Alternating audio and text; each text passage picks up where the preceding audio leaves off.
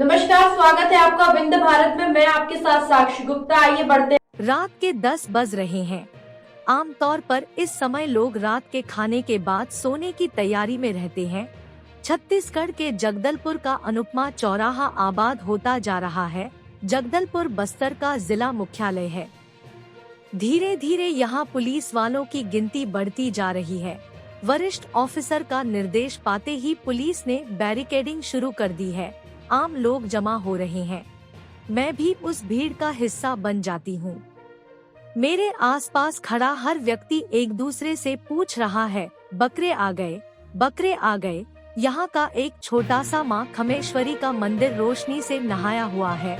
वहाँ भी कभी पंडित तो कभी पुलिस के अधिकारी मुआयना करने पहुँच रहे हैं। यह सब देखने और समझने की कोशिश करते हुए मुझे रात के 12 बज गए हैं। दरअसल आज यहाँ निशा यात्रा होगी, यानी यहाँ एक तांत्रिक अनुष्ठान होने जा रहा है। अब रात के 12:20 हो रहे हैं। अच्छी खासी भीड़ लगी है। कई आम लोग और पंडित देवी देवताओं को हाथ में लिए यहाँ आ रहे हैं।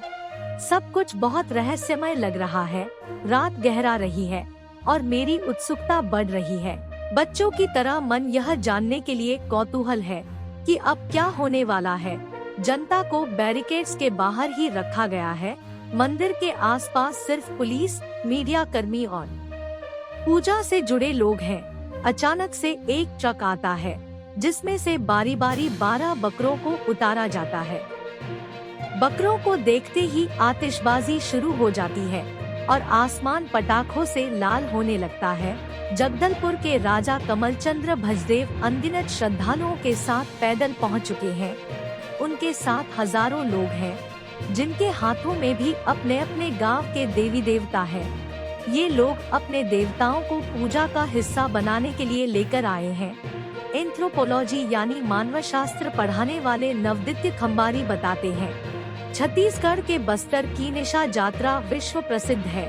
इस अनोखी पूजा को देखने के लिए दूर दूर से लोग आते हैं। बलि वाली रात में जगदलपुर कि सभी मंदिरों में हवन होता है। राजा के घर पर भी हवन होता है। रात के समय तंत्र पूजा होती है।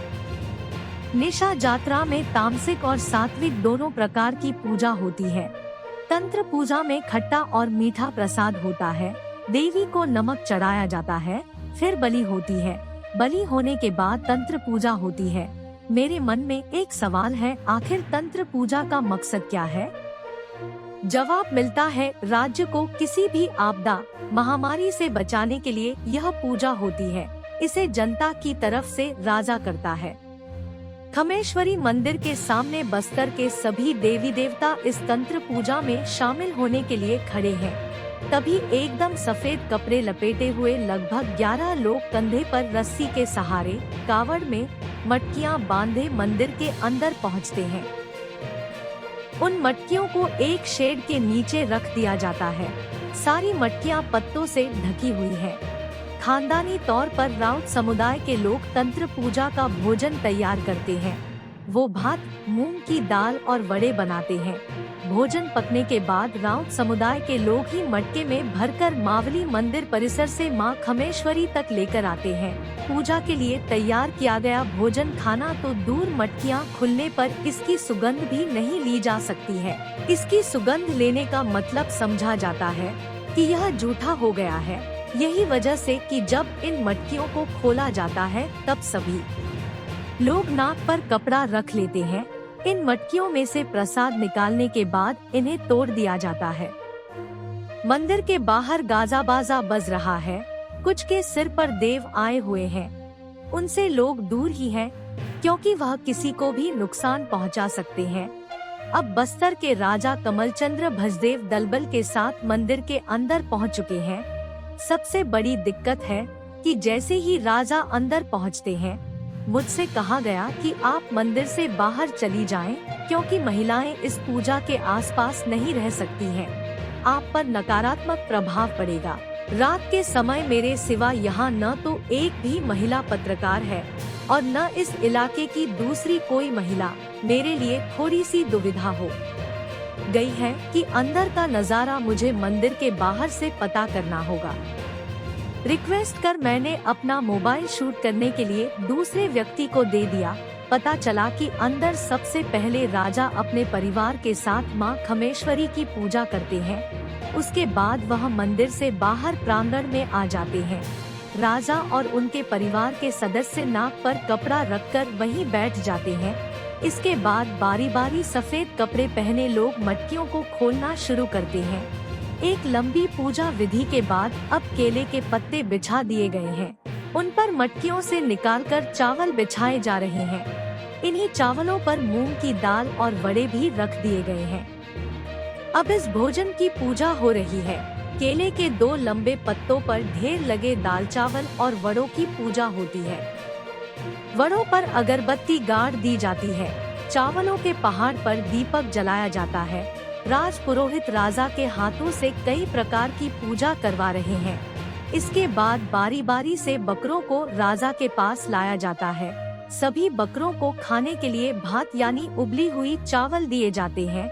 ऐसी मान्यता है कि बलि उसी बकरे की दी जाएगी जो चावल खाएगा। जो चावल नहीं खाएगा उसकी बलि नहीं होगी।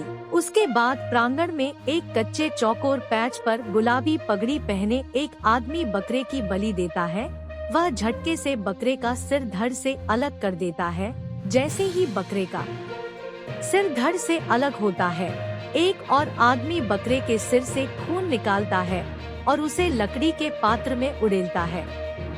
वह बकरे का सिर और खून से भरा कटोरा पूजा स्थल पर लेकर जाता है। एक एक कर सभी बकरों के साथ ऐसा ही होता है। बकरों के कटे सिर राजा के सामने सजा दिए जाते हैं और कटे सिर के ऊपर जलते हुए दीपक रखे जाते हैं। कटे सिर के सामने खून के वही कटोरे रखे हुए हैं। अब तंत्र पूजा शुरू होती है। रात 12 बजे से लेकर सुबह से 3 बजे तक यह सारी पूजा चलती है। यहाँ पूजा खत्म होने के बाद बलि के बकरों को बोरी में भरा जाता है और उन्हें उसी ट्रक में भर दिया जाता है जिस ट्रक से उन्हें लाया गया था। निशा यात्रा पर कई डॉक्यूमेंट्री बना चुके अविनाश प्रसाद बताते हैं कि समय के साथ यहाँ की रस्मों में बदलाव हुआ है। पहले बकरों के साथ भैंसों की भी बलि दी जाती थी। निशा यात्रा का समापन कैसे होता है? वे कहते हैं कि मां खमेश्वरी मंदिर से राजा लंबे हुजूम के साथ पैदल मां दंतेश्वरी मंदिर की ओर जाते हैं। उनके साथ मशाल लिए लोग, बैंड बाजा बजा रहे लोग चल रहे हैं। फिर राजा मां दंतेश्वरी के मंदिर में जाकर कबूतर, कैटफिश और कद्दू की बलि देते हैं। मां दंतेश्वरी और मां मावली के मंदिर दोनों जगह पूजा होती है। इस प्रकार से निशा यात्रा का समापन होता है। कहते हैं कि इस मंदिर का निर्माण काकतीय वंश के राजा रुद्र प्रताप देव ने 20वीं शताब्दी की शुरुआत में करवाया था। बीते 600 सालों से यहाँ इसका आयोजन किया जा